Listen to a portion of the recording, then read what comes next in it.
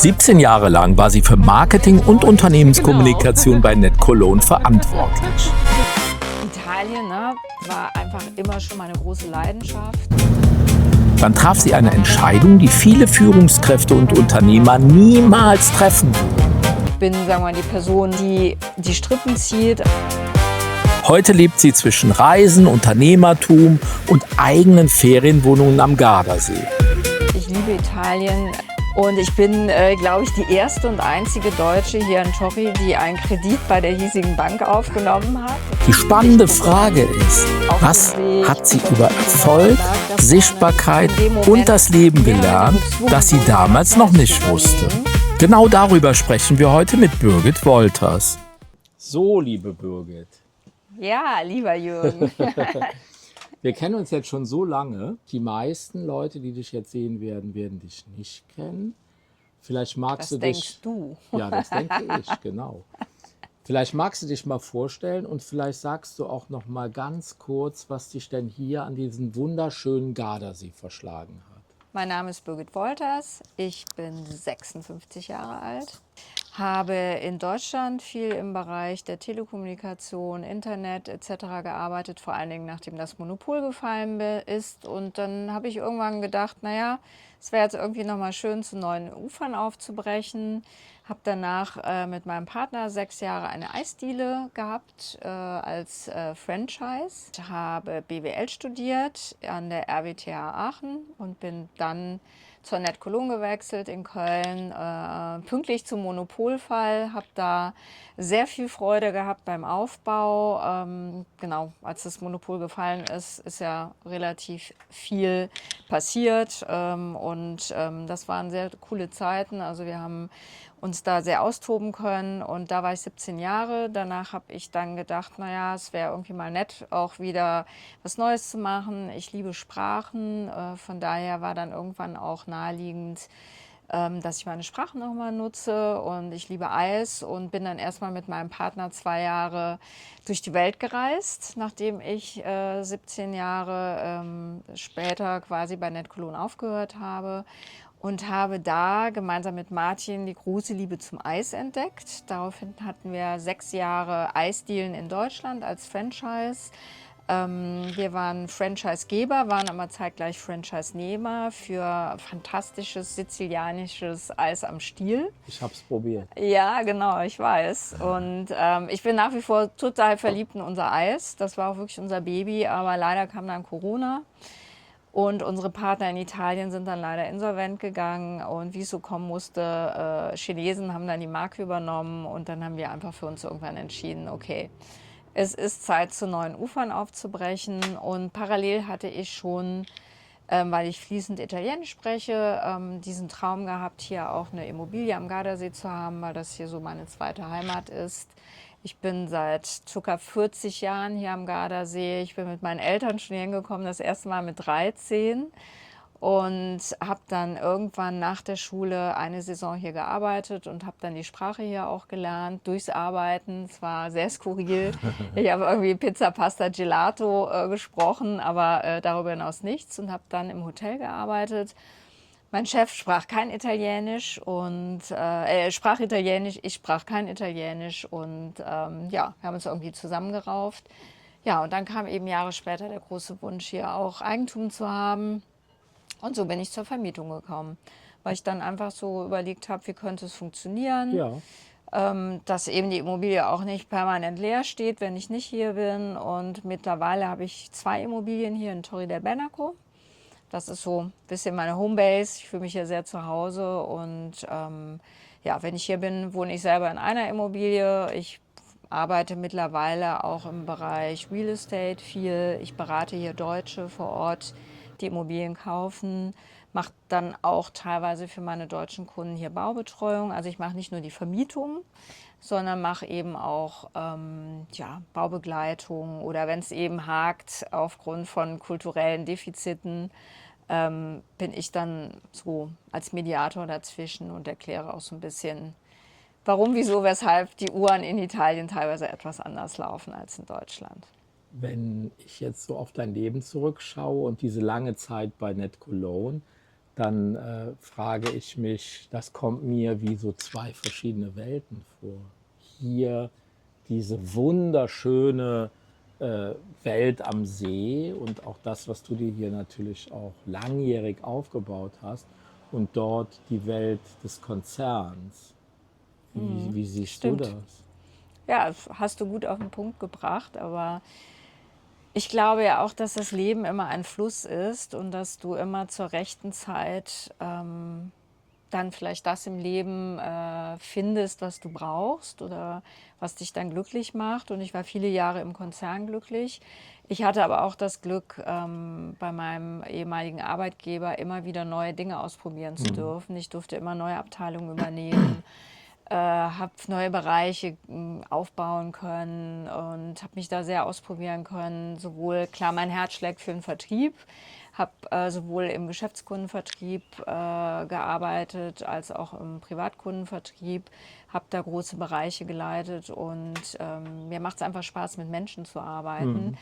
Und das tue ich ja jetzt auch wieder. Ich habe hier viel mit meinen Gästen zu tun. Mir ist es total wichtig, dass meine Gäste sich in den Wohnungen wohlfühlen, dass die eine perfekte Zeit haben.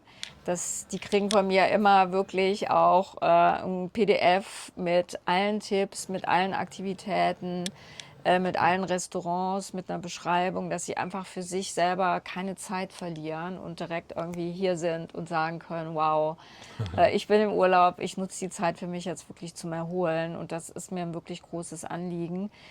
Und diese Professionalität, die hatte ich halt auch vorher im Ja, Job, das eben nur in stimmt. einem ganz anderen So kenne ich Bereich. dich auch. Genau, und Kommunikation, darüber haben wir uns ja auch kennengelernt, war mir immer wichtig. Ich habe ja auch die Ja, Kommunikationsbereiche dann später bei NetCologne geleitet, Marketing. Ja, und irgendwie ist das für mich eine logische Weiterentwicklung. Und für mich war aber irgendwann der Punkt, dass ich nicht mehr jeden Tag in einem geschlossenen Raum sein genau. wollte. Das ist nämlich jetzt genau diese Frage, die ich jetzt gerne so wissen möchte. War das der Punkt, wo du dann letztendlich gesagt hast, was ja bestimmt auch so ein bisschen gedauert hat, an dem Punkt kann es nicht weitergehen? Nee, also eigentlich war es eben so, dass aufgrund von der firmeninternen Struktur und aufgrund von neuen, ich sag mal, Geschäftsführerverhältnissen für mich klar war, dass mein Weg bei NetCologne einfach zu Ende ist. Und ja, und dann wirst du ja auf dich selber zurückgeworfen, dann musst du dir kurz mal überlegen, wie geht's weiter. Ja, Und dann habe ich mich ehrlich gesagt erstmal treiben lassen, weil du ja, brauchst ja auch Abstand von dem, was du klar, vorher gemacht hast. Du klar. brauchst auch wirklich erstmal einen Cut, brauchst neue Eindrücke, brauchst neue ja, Impressionen und ja, brauchst auch neue Inspirationen, um dann letztendlich wieder deinen Weg zu finden, der dann vielleicht in eine ganz andere Richtung Ja, geht. Und von daher bin ich eigentlich ganz froh, dass ich in dem Moment mehr oder minder gezwungen wurde, mir was Neues zu überlegen. und warum dann ausgerechnet den Gardasee? Naja, weil Italien, ne, war einfach immer schon meine große Leidenschaft. Ich liebe Italien. Ich hatte damals eine Freundin schon aus dem Kindergarten, die sprach fließend Italienisch. Und wenn ich mit der unterwegs war, dann war das ja immer ein bisschen blöd, weil ich ja mich nicht mitteilen konnte. Ne? Ich war ja dann immer eher angewiesen, Übersetzungen zu bekommen. Und deswegen war für mich dann nach dem Abi klar, ich will jetzt einfach auch mal ein Jahr ins Ausland, will was Neues sehen, will eine Sprache lernen. Und da war direkt klar Italien. Ne? Weil Ja, da war Sommer, Sonne, Sonnenschein. Da war ganz viel positives Gefühl dabei und ja, und dann bin ich halt wie die Jungfrau zum Kinde. Einfach habe ich gedacht, naja, Gardasee kenne ich, weil ich mit meinen Eltern hier war und bin dann eben in dem Alter, noch sehr jung, mit 19, 20 hier hingekommen und wollte einen lebenslauftauglichen Job haben und habe mich hier ganz simpel in den Hotels vorgestellt und habe gesagt, hier bin ich spreche zwar nicht eure Sprache, aber ich spreche dafür ein paar andere Sprachen. schön. Und ab da war einfach klar, dass ich hier immer wieder zurückkomme, weil das hier so mein Herzensplatz Ja, einfach ist. Ich habe dann auch in der Zeit nachher im Job immer wieder gedacht, wenn mir das alles so ein bisschen zu viel wurde und ich das Gefühl hatte, ich brauche mal eine mentale Auszeit, dann bin ich meinetwegen auch nur von Donnerstag bis Sonntag mal hier hingefahren oder geflogen und habe mit meinen Freunden hier, ich habe dann natürlich viele nette Leute hier kennengelernt und habe dann ein bisschen Party gemacht und das lange Wochenende genossen und bin dann aber auch wieder gestärkt in den Job zurückgegangen. Ja. Also es war immer so meine Insel der Glückseligkeit hier. Kannst du dich noch daran erinnern, wann das erste Mal diese Idee mit den Ferienwohnungen aufkam? Ja, das weiß ich genau. Ist ein bisschen dadurch passiert oder entstanden, dass mein liebster, engster Freund gestorben ist und ich so ein bisschen meiner Homebase beraubt war. Und ich dann gesagt habe, ich brauche hier was Eigenes. Und daraus ist dann die Idee entstanden, eine Wohnung zu kaufen. Und ja, um die eben auch zu finanzieren, war klar, ich muss die vermieten. Und ich bin, glaube ich, die erste und einzige Deutsche hier in Torri, die einen Kredit bei der hiesigen Bank aufgenommen hat. Das war wirklich ein Riesenabenteuer, weil das ist einfach nicht üblich. Die meisten Leute, die hier sind, haben entweder einen Kredit in Deutschland oder kommen mit dem Geldköfferchen an und zahlen eben das, was sie hier kaufen, bar. Und ja, und dann habe ich einfach überlegt, wie geht das? Wie kriege ich das hin? Und so bin ich in die Vermietung gekommen. Und dadurch, dass ich ja früher schon mal im Hotel auch gearbeitet habe und auch in absolut vielen serviceorientierten Jobs gearbeitet habe, habe ich mir dann überlegt, okay, was braucht's? Was braucht's, um sich wohlzufühlen? Wie fühle ich mich eigentlich wohl in Hotels? Was fehlt mir oft, wenn ich irgendwo übernachte?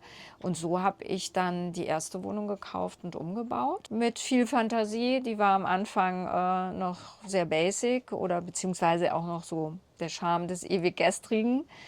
Und ja, und da, als ich dann gesehen habe, das funktioniert gut und der Bedarf ist da, habe ich dann irgendwann die zweite Wohnung gekauft. Und ich organisiere das hier, weil ich ja nicht immer selber vor Ort bin, mit Mitarbeitern, die sich um alles kümmern. Und ich bin, sagen wir mal, die Person, die die Strippen zieht. Also ich kümmere mich um meine Gäste bis zur Anreise. Also die sämtliche Kommunikation läuft über mich. Auch während die hier sind, wenn die irgendwelche Bedürfnisse haben, dann melden die sich erstmal bei mir und ich schaue dann, kriege ich das selber gelöst oder brauche ich jemanden vor Ort. Typische Gastgeberin. Genau. Und das ist für mich auch wirklich wichtig. Und das kriege ich auch einfach zurückgemeldet, dass in der Regel die Leute sich wohlfühlen und einfach sagen, okay, in der Küche fehlt es an nichts. Ja. Ich will kochen, ergo finde ich auch alles, was ich zum Kochen brauche. Und ja, ich meine, solche Sachen wie Sauberkeit etc., würde ich mal sagen, ist ein Hygienefaktor, das muss sowieso sein. Aber so ein bisschen auch die Wohnung etwas heimeliger einrichten, mit echter Kunst an den Wänden, mit Möbeln, die eben nicht so von der Stange sind, sondern die ja auch was ausdrücken. Das war für mich einfach wichtig, weil ich mich ja selber hier auch zu Hause fühle. Das heißt, ob das jetzt eine rationale Entscheidung war oder eine Herzensangelegenheit, müssen wir gar nicht diskutieren, oder? Absolut nicht. Nee. Ich glaube, das ist ganz offensichtlich. Und ja, es ist toll, wenn ich selber hier bin. Ich arbeite mittlerweile viel online und remote. Von daher kann ich natürlich dann auch wunderbar von Italien aus arbeiten und habe halt den weltbesten Arbeitsplatz, weil ich gucke dann auf den See, ich gucke auf diesen wunderbaren Berg da vorne, den ich selber auch schon zweimal bestiegen habe und fühle mich einfach total wohl. Und kann natürlich auch so sagen, okay, heute ist gutes Wetter, ich verschiebe vielleicht mal die Arbeit auf morgen und genieße den Tag. Und diese Freiheit ist natürlich ein großes Geschenk. Und mir ist sehr klar, wie privilegiert ich bin, dass ich das auch einfach so leben kann. Und wann war der Moment, wo du gesagt hast, auf was habe ich mich da nur eingelassen? Also ehrlich gesagt, der Moment kommt immer wieder dann, wenn ich Personalwechsel habe, muss ich ehrlich sagen, weil es überhaupt nicht einfach ist, konstant Personal zu haben. Ich habe 3 Leute, die hier für mich arbeiten. Und da gibt es natürlich immer mal einen Wechsel, was ja auch normal ist. Und dann hast du immer wieder das Gefühl, du fängst von vorne an. Das sind dann so die Momente, wo du dann 3-mal durchatmen musst und sagen musst, okay, ja, ist jetzt so, Augen zu und durch.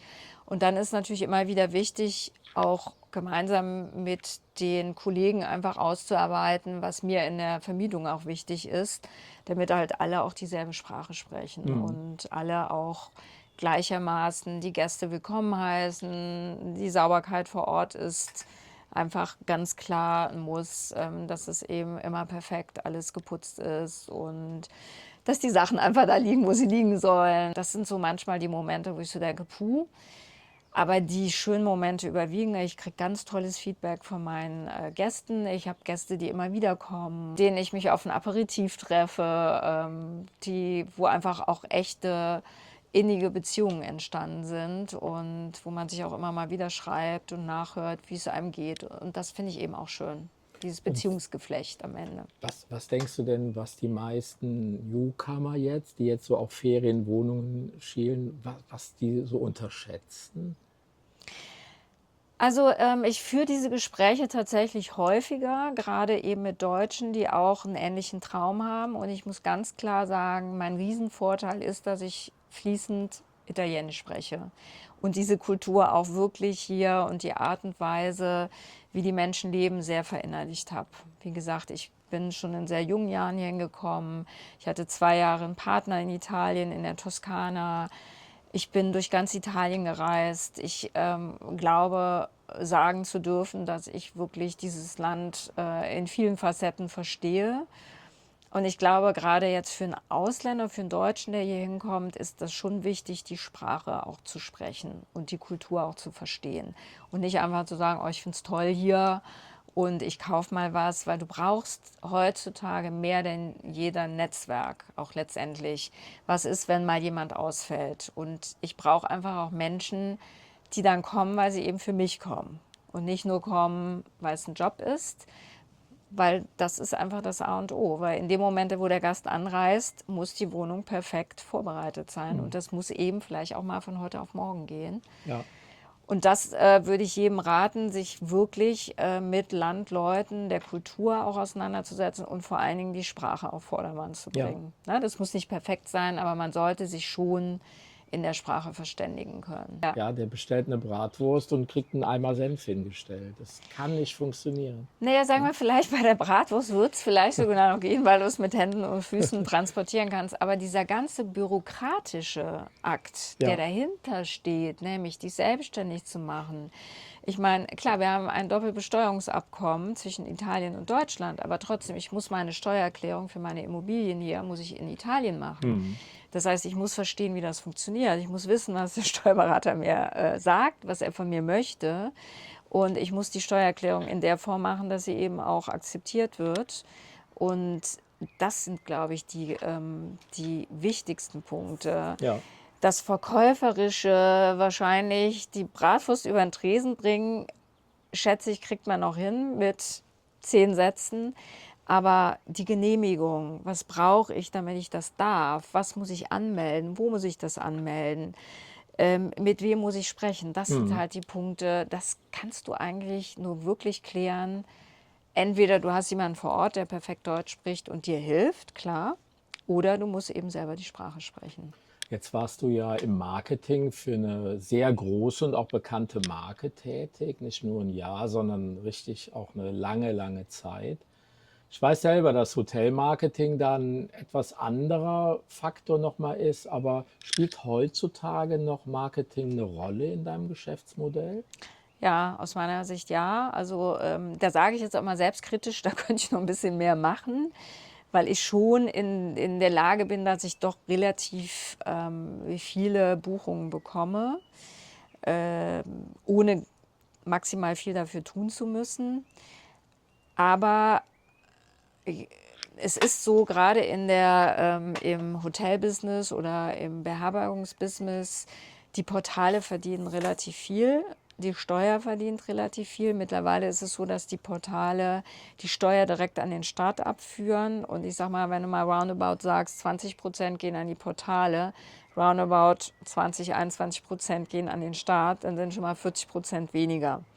Das heißt, jeder Gast, der nicht über ein Portal kommt, ist ein gern gesehener Gast, weil der spart natürlich erstmal Kosten. Ja. Und von daher ist es natürlich schon wichtig, auch zu sagen, außerhalb der Plattform wie Booking, Airbnb, Fevo Direct, eine Sichtbarkeit zu haben. Und Also deswegen Stärkung der brauchst du, Eigenbuchbarkeit. Ne? das ist absolut wichtig. Und da gibt es eben natürlich absolut gute Möglichkeiten im Netz. Und ich glaube, dass das auf jeden Fall ein ganz großes Thema ist. Vor allen Dingen, ich bin ja jetzt noch in einem relativ kleinen Kosmos unterwegs, aber ich sage jetzt mal, jemand, der in einem großen Gebinde unterwegs ist, der sollte und muss sich da viele Gedanken machen. Weil das muss das große Ziel sein, eigentlich relativ viel unabhängig von den Portalen zu vermieten. Jetzt komme ich morgen zu dir und sage, hey Birgit, ich möchte gerne eine Ferienwohnung aufmachen und ein Hotel mit 11 Betten, mit 11 Zimmern. Was würdest du mir so raten, so als jemand, der jetzt aus Deutschland kommt und so eine Idee an dich ranträgt? Also zuerst würde ich dir natürlich raten, dass du mich als Consultant nimmst, logischerweise. Gute Antwort. Weil es wichtig ist, wirklich jemanden zu haben, der die Branche kennt. Und das kann natürlich jeder sein, aber dass du dir vielleicht wirklich jemanden an die Seite holst, vor allen Dingen, wenn du die Sprache nicht sprichst, der dir dabei hilft. Und wenn du die Sprache sprichst, dann würde ich definitiv erstmal sehr viel Research machen. Lage ist klar, ne? Also ich gehe jetzt mal davon aus, du weißt, wo dein Hotel hinkommt, du hast dich schon für einen Standort entschieden. Wenn nicht, dann musst du wirklich gut gucken, dass das ein Ambiente ist, wo jemand auch gerne Urlaub macht, logischerweise, Ja. ne? Wo du gewisse Facilities hast.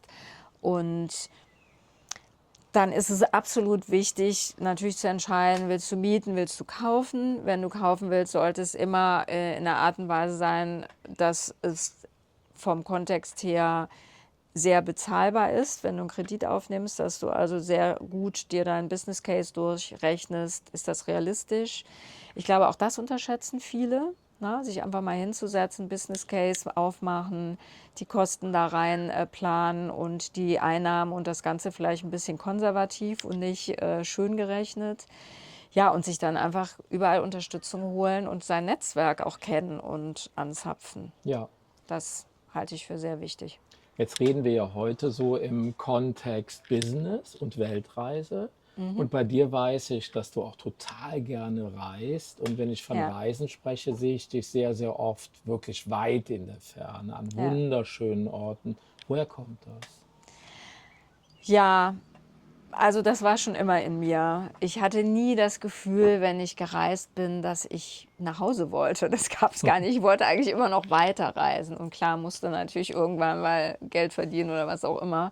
Aber ich habe das schon in jungen Jahren gehabt. Ja. Also auch zum Beispiel dieses Aufbrechen hierhin zum Gardasee.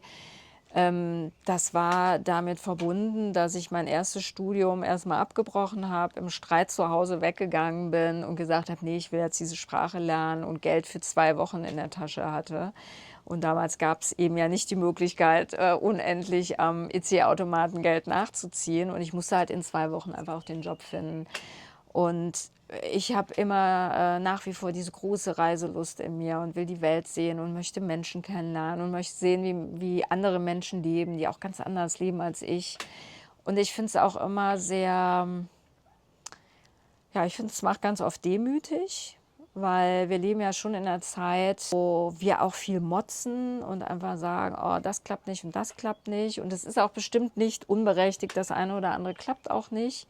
Aber wenn ich dann in Ländern unterwegs bin, so wie ihr jetzt in Marokko, dann siehst du einfach nochmal Menschen, die unter ganz anderen Bedingungen leben. Und das habe ich in vielen anderen Ländern auch. Ne? Ja. Sei es Indien, ist ja auch ein Beispiel, wo du einfach sehr viel Armut siehst, aber auch nicht unbedingt unglückliche Menschen. Auch das finde ich interessant, dass ja wir Deutschen neigen ja dazu, uns gegen alles zu versichern und gegen alles abzusichern.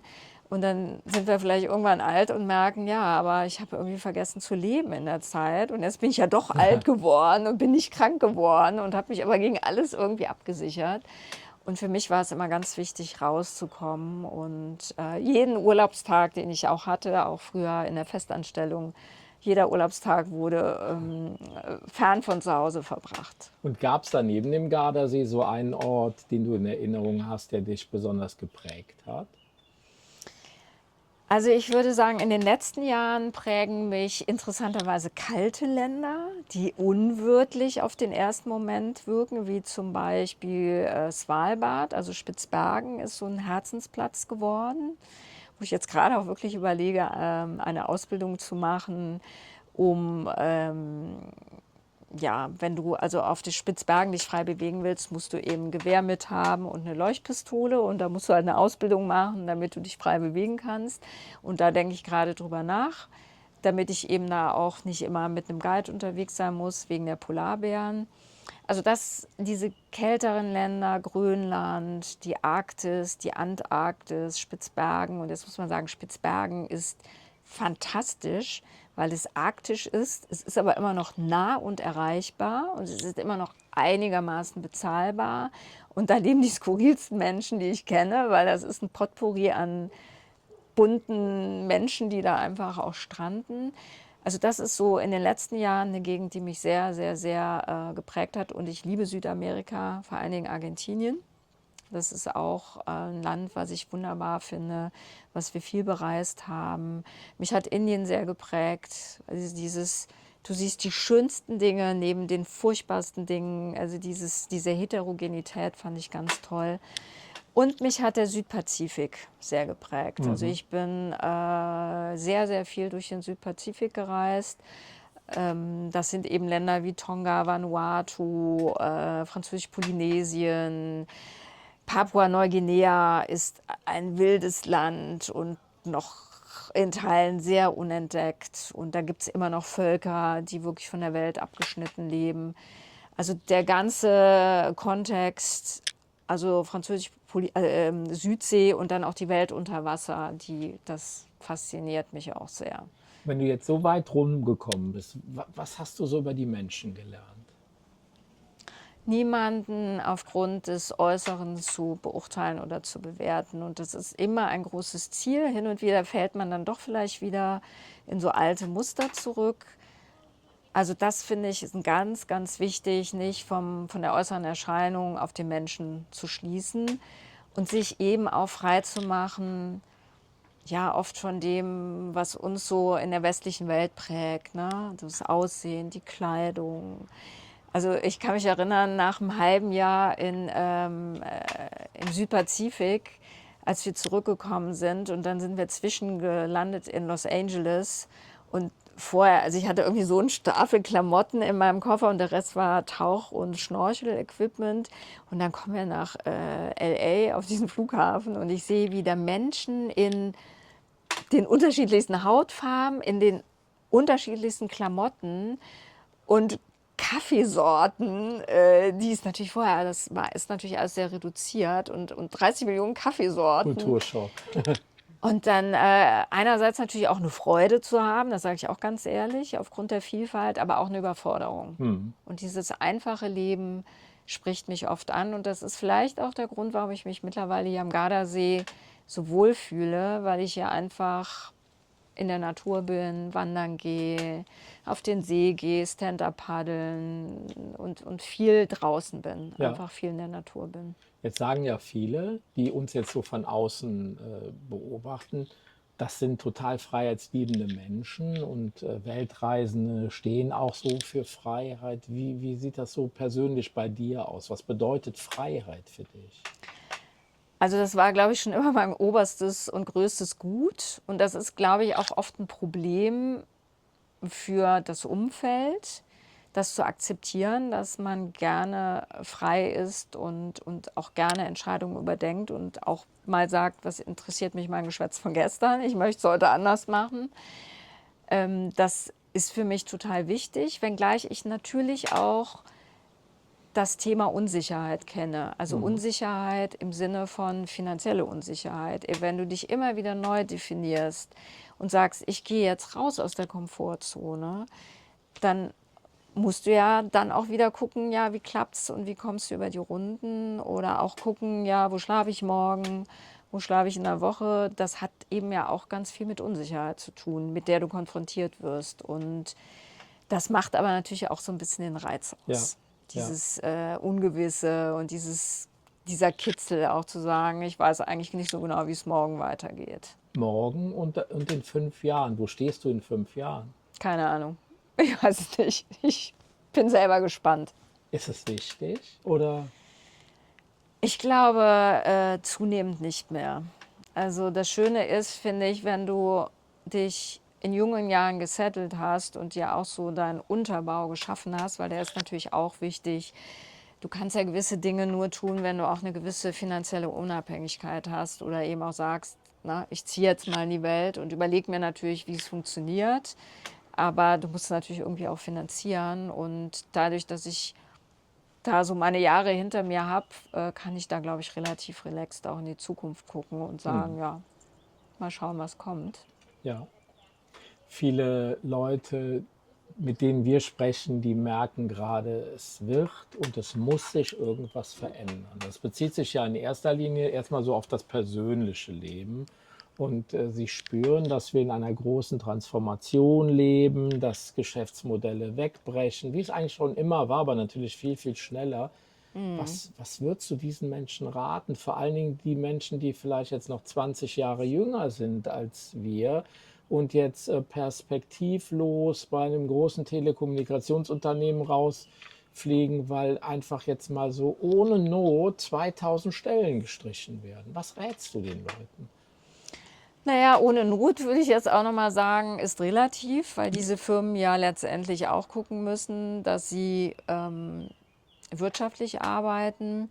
Ich glaube, dass es ganz schwer ist, das jetzt schon abzusehen, und ich schätze, in relativ kurzer Zeit wird sich unser Leben durch KI nochmal maximal verändern. Das ist zum Beispiel ein Ziel, was ich jetzt habe. Ich will dieses Jahr noch eine Fortbildung zum Thema KI machen, weil mich das total interessiert. Jetzt gar nicht so, weil ich denke, ich muss da jetzt konkret mitarbeiten, aber vielleicht plumpst da wieder irgendeine neue interessante Idee raus. Ja, und ich muss erst mal sagen, mir tut es oft leid für die jüngeren Leute, weil die natürlich schon noch mal da mit einer größeren Unsicherheit konfrontiert werden, als es wahrscheinlich bei unserer Generation war. Wenngleich, wir waren viele. Wir mussten ja auch so ein bisschen gucken, uns durchzusetzen. Also da gab es einfach auf eine Position auch ganz viele Bewerbungen. Und ich denke mal, ein wichtiger Faktor ist letztendlich am Ende des Tages auch Fleiß. Sich auch mal reinzustürzen in die Arbeit und zu sagen, ich brenne jetzt für was und auch rauszukriegen, wofür brenne ich. Und das kann 10 Jahre das Thema sein und dann kann es auch wieder ein neues Thema sein. Aber vielleicht nicht immer so mit dem Popo zur Wand auf Nummer sicher gehen und zu sagen, ich bewege mich hier nicht weg, weil ich habe Angst vor der Zukunft. Ich glaube, dass das eher hemmt und dass es super wichtig ist, rauszufinden, was macht mir eigentlich Freude und wofür brenne ich. Und da muss man dann aber auch bereit sein, viel Energie reinzugeben. Super. Vielen Dank für das tolle Gespräch. Ja, danke zurück. Da waren wieder sehr, sehr schöne Erkenntnisse dabei, die zum Teil deckungsgleich mit anderen Unternehmern jetzt auf unserer Reise waren, aber auch einige neue Erkenntnisse. Und wir hatten jetzt schon den Immobilienberater, wir hatten den Motivationscoach, wir hatten einen Edelsteinschleifer, eine Hoteliersdame, also auch viele gleiche Dinge. Aber wer echt vom Herzen aus Unternehmer ist, hat irgendwie auch diese Skills mit in sich geliefert, positiv zu denken, Dinge auch zu vertrauen, auch mal an die selbsterfüllende Prophezeiung zu denken und an das Große und Ganze zu schauen, ein Big Picture zu haben, eine Vision zu haben. Und deswegen war das auch sehr, sehr schön, was du den Mit-30er mit auf den Weg gegeben hast. Und auch Rückschläge zu akzeptieren, weil Wichtig. Die helfen dir ja nur beim Wachsen Ganz, auch ganz zu sagen wichtig. und sich das auch dann wirklich auch mal einzugestehen. Zu sagen, okay, das ist jetzt gerade nicht so optimal gelaufen, wie kann ich es besser machen? Das finde ich Viele auch der wichtig. großen Unternehmer in den Digitalbereichen, die nennen das ja Fuck-Ups, die machen spezielle Veranstaltungen dazu, wo die sich einfach nur mit ihren Niederschlägen beschäftigen. Und da können wir auch mittlerweile, Alex und ich auch, jetzt schon ein ganzes Buch drüber schreiben. Ja, beim Wandern auf jeden was wir Fall. beim Wandern für Rückschläge hatten, aber auch im Berufsleben. Und das ist Absolut, ja. einfach die Welt. Die funktioniert in Frequenzen. Und Frequenzen gehen immer von up und down. Ja. Und du kannst natürlich immer auf Nummer sicher gehen, dann hast du in der Regel auch nicht so die Rückschläge, aber Ja, dann riskierst du natürlich auch nichts und wirst wahrscheinlich nie so die tiefer gehenden Erfahrungen auch haben, die dich dann natürlich als Mensch auch wieder reifen lassen. Ja. Und das finde ich ist eigentlich auch ein schönes Bild. Das habe ich mir eigentlich immer schon so in jungen Jahren vorgestellt. dass es toll ist, wenn man im Alter einfach auch mit viel Lebenserfahrung zurückblicken kann und sagen kann, ja, das war vielleicht schon mal nicht so toll, aber das war toll und es hat mich dann eben als Mensch auch nochmal geprägt. Der Lauf des Lebens. Genau. Vielen Dank, liebe Birgit. Sehr gerne.